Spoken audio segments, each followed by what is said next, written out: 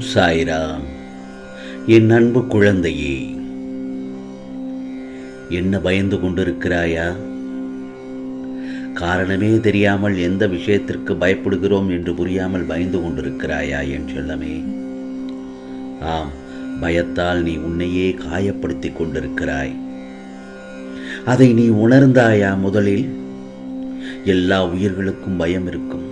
பயம் இல்லாமல் யாரும் இருக்க முடியாது. ஒரு சிறு பறவைக்கு கூட பயம் இருக்கும். யாராவது நம்மளை பிடித்து விடுவார்களோ என்ற பயம் இருக்கும். ஆனால் அது எல்லா சமயத்திலும் பயந்து கொண்டே இருக்காது. ஆனால் நீயோ எந்த நேரத்திலும் பயந்து கொண்டிருக்கிறாய். ஏன் செல்லமே? காரணமே இல்லாமல் பயந்து கொண்டிருக்கிறாய். உன்னை பார்த்தாலே எனக்கே பயமாக இருக்கிறது. தேவையில்லாமல் குழப்பிக் கொண்டிருக்கிறாயே என்று. எப்பொழுதும் காரணத்துடன் பயப்பட வேண்டும். ஆனால் காரணமே இல்லாமல் பயப்படுவது உடம்பிற்கு நல்லதில்லை, மனதிற்கும் அமைதி இல்லை. எந்த விஷயத்திற்கு பயப்படுகிறோம் என்று முதலில் சற்று உட்கார்ந்து யோசித்துப்பார். நீ நன்றாக யோசித்து பார்த்தால் நீ பயப்படும் அளவிற்கு அந்த விஷயத்தில் எதுவும் இருந்திருக்கிறாது. கவலைப்படுவது வேறு, பயப்படுவது வேறு. நீ இப்போது படும் கஷ்டம் பயத்தினால்தான். வீணாக பயப்படாதே. ஏதோ உன்னை சுற்றி எந்த ஒரு தீங்கும் நடப்பதில்லை. அப்படி எதுவும் நடக்கப் போவதும் இல்லை. ஆம் செல்லமே, உனக்கு ஒன்று தெரியுமா? உனக்கே தெரியாமல் உன்னை ஒரு தெய்வம் சுற்றி கொண்டிருக்கிறது. அது நான் தான். உன் சாயப்பா தான். உன்னை நான் சுற்றி கொண்டு வந்து கொண்டே இருக்கிறேன். அப்படி இருக்கும்போது நீ ஏன் பயந்து கொண்டே இருக்கிறாய்? எந்த விஷயத்திற்கும் பயப்படக்கூடாது என் செல்லவே. கவலைப்படவும் கூடாது. நான் உன்னை காப்பதற்காகவே உன்னை சுற்றி கொண்டிருக்கிறேன். என்னை மீறி எந்த தீங்கும் உன்னை நெருங்கவே நெருங்காது. நான் உனக்கு பாதுகாப்பு வளையத்தை போட்டிருக்கிறேன். அந்த வளையத்தை தாண்டி உன்னை யாராலும் நெருங்கவும் முடியாது, தொடவும் முடியாது. அப்படி இருக்கும்போது உன் சாயப்பாவை நீ நம்ப வேண்டும். முழுமையாக நம்ப வேண்டும். பொறுமையாக இருக்க வேண்டும். நம்பிக்கையோடு இருக்க வேண்டும். உன்னை கனப்பொழுதிலிருந்து உன்னை பாதுகாத்து கொண்டுதான் வந்து கொண்டிருக்கிறேன். நீயோ பயமாக இருந்து கொண்டே இருக்கிறாய். மேலும் எல்லோருக்கும் பயந்து கொண்டு உன்னை நீயே காயப்படுத்திக் கூடாதே. எப்போதும் நான் உன் சாயப்பா உன் கூடவே தான் இருப்பேன். தைரியமாக இரு. பயமின்றி செயல்பட போகும் என் செல்ல பிள்ளைக்கு நாளை ஓர் அற்புதம் நடக்கப் போகிறது. மகிழ்ச்சியாக இருப்பாய் என் செல்லமே. பிறகு மனம் குளிர்வாய், துள்ளுவாய், புன்னகை கொள்வாய், ஆனந்த கண்ணீர் விடுவாய். எனக்கும் நன்றியும் கூறுவாய். சாயி சாயி என்று கண்ணீர் மல்க ஆனந்தமாக துள்ளி குதித்து என் ஆலயத்திற்கு ஓடோடி வந்து எனக்கு நன்றி கூற ஓடோடி வருவாய் என் செல்லமே. அந்த நேரம் உனக்கு உன் உருக்கமான வேண்டுதல்களை நான் கேட்பேன். உன் பிரார்த்தனைகளை நிறைவேற்றித் தர வரும் நாட்களில் தொடங்கி விடுவேன். முதல் நாளின் தொடக்கத்திலேயே அதன் அறிகுறியாக நல்ல செய்தி ஒன்று உன் செவியால் கேட்பாய். ஆம் செல்லமே, நான் ஒரு முறை வாக்கு கொடுத்து விட்டால், உன் வீடு தேடி வந்து விட்டாலோ அங்கு அனைத்திற்கும் எந்த ஒரு குறையும் இருக்காது. செல்வத்திற்கு பஞ்சம் இருக்காது. அமைதியும் நிம்மதியும் வாழ்வில் பூத்து குலுங்கும். இல்லை என்ற சொற்களே இனி அவர்களிடம் இருக்காது. அப்படித்தான் என் மகளே, இன்று நான் உன் வீட்டிற்கு வந்து இந்த நல்ல செய்தியை தெரிவிக்க வந்தேன். கூடிய விரைவில் நான் உன்னை உயர்ந்த இடத்திற்கு அழைத்துச் செல்லப் போகிறேன். உன் வாழ்வில் சோதனையை கொடுத்து பொறுமையை சோதிப்பேன் தவிர என்றும் வேதனையில் வீழ்த்த மாட்டேன். அனைவராலும் புறக்கணிக்கப்பட்டு இப்போது ஏமாந்து நின்று கொண்டிருக்கிறாய். அப்படித்தானே? தேவையில்லாமல் மனதை போட்டு வருத்தி கொள்ளாதே. நீ உன் வாழ்க்கையில் தத்தளித்துக் கொண்டிருக்கிறாய் என்பதை உன் சாயப்பா நன்கு அறிவேன். ஒன்று மட்டும் நல்லா தெரிஞ்சுக்கோ. எந்த கஷ்டம் வந்தாலும் கவலைப்பட்டு விடாதே. உனக்கான மாற்றங்கள் வரும் சில தினங்களிலே தோன்றும். பொறுத்திருந்து பார். குற்றம் சொல்ல 1000 காரணங்கள் இருக்கலாம். ஆனால் மன்னிக்கவும் மறக்கவும் ஒரே காரணம்தான், அன்பு.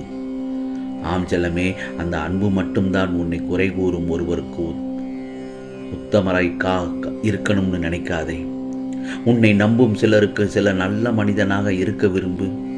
கடினமான இலக்கை நோக்கி பயணம் செய்யும் போது இடையில் நம்பிக்கை இழந்து நின்றுவிடக்கூடாது. ஏனென்றால் நீ எவ்வளவு தூரம் கடினமான பாதையை நீ கடந்து வந்திருக்கிறாய் என்று நீயே திரும்பி பார்க்கும்போது, இத்தனை தூரத்தை கடந்து வந்துவிட்டோம், இன்னும் கொஞ்சம் தூரம் தானே, கடந்துவிட்டால் வெற்றி அடைந்து விடலாம் என்ற நம்பிக்கை உனக்குள்ளே பிறக்கும். நம்பிக்கைதான் வாழ்க்கை என் செல்லமே. இவையெல்லாம் உனக்கான சத்திய வாக்கு என் செல்லமே.